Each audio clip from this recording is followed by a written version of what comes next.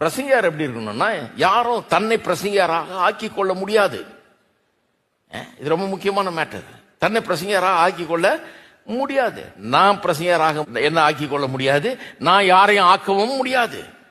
ஒரு அம்மா கொண்டு வந்து பையனை பைபிள் காலேஜில் சேர்க்கும்போது சொல்லிச்சு, உங்களை மாதிரி ஆக்குவீங்கன்னு தான் இங்கே கொண்டாந்துருக்கிறேன். நான் ரஞ்சனா ஆக்க முடிஞ்சா நான் ஆக்கிடுவேங்க, என்னால் ஆக்க முடியாது.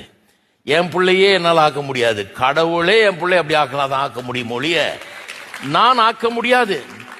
கடவுள் ஒருவேளை அழைப்பை கொடுத்திருந்தால், உங்களுக்கு கடவுள் உங்களை ஊழியத்துக்குன்னு நியமித்து அழைத்து தெரிந்து கொண்டிருந்தால், அதுக்குன்னு உங்களை அழைச்சு அப்படி வந்தீங்கன்னா, நான் சில காரியங்களை சொல்லித் தரலாம், பைபிளை கொஞ்சம் சொல்லித் தரலாம், இதுல இருக்க சத்தியங்களை நல்லா சொல்லித் தரலாம். அதை நான் பண்ண முடியும். அவங்கள நான் பெரிய பிரசங்கியார் ஆக்கிட முடியாது.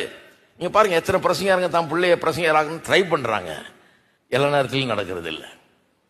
எல்லா நேரத்திலையும் நடக்கிறது இல்லை. சில நேரத்தில் பார்க்கும்போது தெரியுது, ஊழியத்துக்கு அழைப்பே கிடையாதுன்றதே தெரியுது. ஏன்னா அது அப்படிதான். அது இவங்க ஆக்கிடலாம்னு நினைக்கிறாங்க. ஒருத்தர் சொன்னார் பாருங்க, நான் பாரு என்ன வாக்குறேன் பாரு, என் பையனை என்ன வாக்குறேன். நீங்க ஒன்னும் ஆக்க முடியாது, ஒன்னும் ஆக்க முடியாது. ஊழியர்னு வரும்போது முதல்ல கடவுள் அழைச்சிருக்காரா, அதான் முக்கியம். அழைச்சிருக்காரான்றதான் முக்கியம். அதனால நான் என்ன ஆக்கிக்கல பார்க்கல. நான் பிரசங்கியாருடைய மகன்.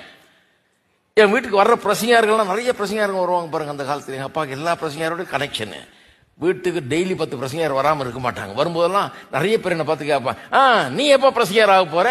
அவங்களுக்கு எல்லாம் ஒரு வசனம் வச்சிருந்தேன் நான், யாக்கோபு 3:1, நீங்கள் அதிக ஆக்கினை அடைவீர்கள் என்று அறிந்து உங்களில் அநேகர் போதகர்களா ஆகாதிருங்கள்னு இருக்குது.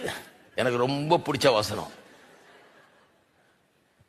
நிறைய பேர் போதகர் ஆகாதீங்க, ஏன்னா அதிக ஆக்கணும். உங்களுக்கு மற்றவங்களுக்கு கிடைக்கிற தண்டனை காட்டிலும் உனக்கு அதிகமா கிடைக்கும். அந்த ஆளே பயந்து போடுவார். கேட்கிற பிரசங்க யாரு, என்னடா இவன்ட்ட வந்தா இப்படி ஒரு தீர்க்க தண்டனை சொல்றான், இவன் இப்படி சொல்றானே, இவன் பிரசங்கியாரா இருக்காதுன்னு சொல்றானே. என் வேலையே வாலிபனா இருக்கும்போது பிரசங்கியாரா ஆவதில்லை அப்படின்னு தான் நினைச்சேன். வேணா அது வேற ஏதாவது பண்ணிக்கிறேன், நான் வேற ஏதாவது, கடவுள் வேற யாரையாவது கூப்பிட்டோம், வேற யாராவது அழைக்கட்டும் அப்படின்னு தான் இருந்தது பாருங்க. ஏன்னா நம்மளெல்லாம் அழைப்பாரா, நம்மளோட எவ்வளவு நல்லவங்கலாம் இருக்கிறாங்க அப்படிங்கிற ஒரு நினைப்பு எனக்கு. அழைப்பு இருக்குதுன்னு கொஞ்சம் தெரிஞ்சு கொஞ்சம் ஊழியம் செய்ய ஆரம்பிச்ச பிறகு கூட நிறைய நேரத்தில் 1000 சந்தேகம், அழைச்சிருக்கிறாரா என்ன தெரிந்து கொண்டிருக்கிறாரா அப்படின்னு. ஆனா போக போக கர்த்தருடைய கரத்தை அதுல பார்த்தேன். கர்த்தர் வாசல்ல திறக்கிறத பார்த்தேன், காரியங்களை சாத்தியமாக்குறத பார்த்தேன், என் கூட இருக்கிறாருங்கிறத பார்த்தேன். பார்க்க பார்க்க எனக்குள்ளே உணர்வு அதிகமாகிறது. என்னுடைய அழைப்பை குறித்து நிச்சயம் உண்டாகிறது.